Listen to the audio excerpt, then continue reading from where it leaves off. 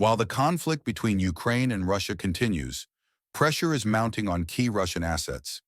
This pressure targets critical infrastructure, including airbases, refineries, and ammunition depots. Today, one of Russia's largest airbases is under this pressure, affecting the strategic Saratov and Engels bases. How does what happens in this region impact Russia? We will explore this together. But first, subscribe, activate notifications, and give us a like to support our channel. Explosions have occurred at the Russian bomber base in the Saratov region. The base, located 800 kilometers southeast of Moscow, houses Tu-95 and Tu-160 bombers. The explosions were reportedly caused by drone attacks. While authorities remained silent, local residents reported drones flying toward the airbase. Ukrainian journalist Andriy Zlenko made notable statements on his Telegram channel. Zlenko wrote that the cause of the explosions is still unknown, but under investigation. We know Ukraine had previously attacked Engels 2 base, so their drones may be responsible for these explosions. Ukrainian TV confirmed explosions near Engels 2 base, where Russian Tu-95 and Tu-160 bombers are stationed. Confirmation is still awaited. Recent satellite images show Engels as a possible target for drone attacks. These images depict 4 Tu-95MS bombers and 2 Tu-160 bombers deployed on the airfield.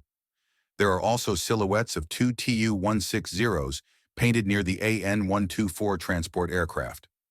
4 Tu-95MS and 2 Tu-160 bombers may not seem like a lot compared to the bombers at Olenya Air Base, but their firepower is significant.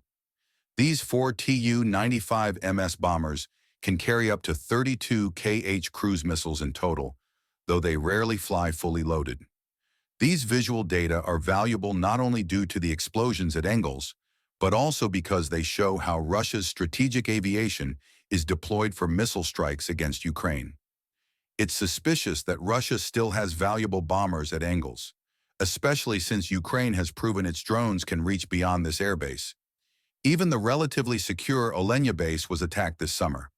Notably, the Russian military cannot invest in new strategic bombers, tanks, or BMPs, as its defense industry no longer produces them. The production of Tu-95 and Tu-22M bombers ceased in the 1990s, and Russia has only recently begun assembling a few Tu-160 units, still under testing. Several reasons explain why these bombers remain in dangerous proximity. Aside from Russia's confidence in its air defenses, one reason is that Olenya can't accommodate all the bombers. Ideally, Russia would want to deploy them at Olenya, its most remote airbase on the European side of Russia, allowing attacks on Ukraine while preventing counterattacks. However, since Ukrainian drones now reach Olenya, Russia has dispersed its strategic aircraft across multiple airbases. This strategy hasn't shielded Russia from Ukrainian attacks.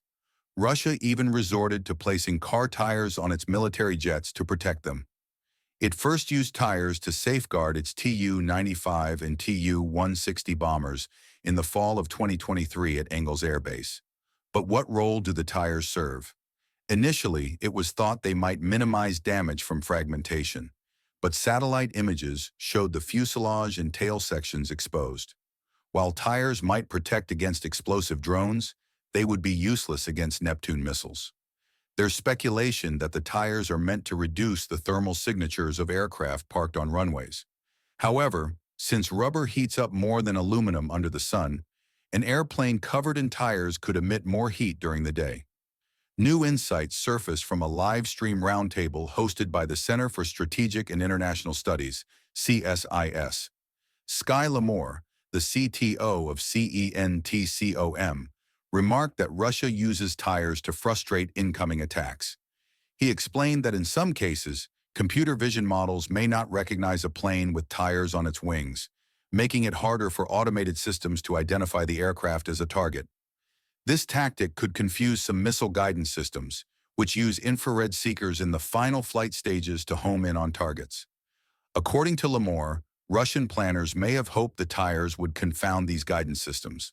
However, whether tires can effectively fool infrared seekers is still unclear.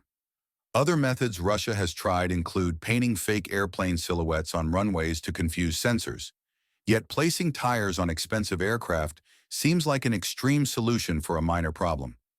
Any Air Force technician would tell you that planes are delicate and lightweight. Placing heavy tires on the wings could damage flight controls and create other issues. It begs the question, why did Russia feel the need to draw fake aircraft and place tires on real ones? Where are its air defenses to protect these airfields? Western Russia was once considered the most protected airspace globally, but Ukraine's ability to breach it forced Rus. Logistical and defense struggles in Crimea. The situation in Crimea is worsening for Russia. The bridge connecting Crimea to Russia, the Kerch Bridge, has been targeted multiple times by Ukrainian forces. Russia's defenses in the area have weakened, encouraging further attacks. There are growing concerns that Ukraine could use advanced Western military systems, such as F-16 fighter jets and long-range missiles like the ATACMS, to strike deeper into Crimea and Russian-held territories. Russian military supply issues. The text delves into how Russia's military-industrial complex is struggling. Key assets like bombers and tanks are no longer in production, and Russia is forced to rely on outdated equipment. This has led to rumors that Russia is sourcing missiles from countries like North Korea and Iran, violating international sanctions. The cooperation between Russia and these nations is viewed as illegal by the international community, and Western powers have imposed sanctions as a result. Impact on Russian-controlled regions. In regions like Kursk, Bryansk, and Belgorod, Russia is facing increasing sabotage and attacks on its infrastructure, including railways critical to military logistics.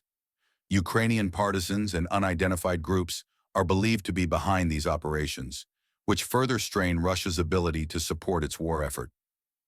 Shifting dynamics in Crimea. The narrative describes growing uncertainty and fear among Crimean residents and Russian officials, with some fleeing the peninsula in anticipation of further Ukrainian military advances. Ukrainian forces, buoyed by Western military aid, are steadily increasing pressure on Crimea, a region Russia annexed in 2014. Western military aid. The growing assistance from Western countries, especially the delivery of advanced fighter jets like the F-16, is seen as a significant boost to Ukraine's capabilities. These jets, combined with precision-guided munitions like the Storm Shadow missiles, offer Ukraine the potential to conduct deep strikes into Russian-controlled areas and better defend against Russian air attacks. Political and military fallout for Russia. There are also concerns about Russia's political and military standing. The Kremlin has been forced to organize sham elections in Crimea to try to legitimize its control, but participation has been low. The text suggests that Russian President Vladimir Putin's authority in Crimea is deteriorating, and he may struggle to hold on to the region if Ukraine's military pressure continues to mount. Overall, the narrative paints a picture of a weakening Russian military position, particularly in Crimea and other strategic regions, as Ukraine continues to receive Western military aid. Russia is resorting to unconventional and sometimes desperate tactics to defend its military assets and infrastructure, signaling growing vulnerabilities in its war efforts. The conflict shows no signs of abating, and the text suggests that Ukraine may gain the upper hand in key areas, especially with continued Western support.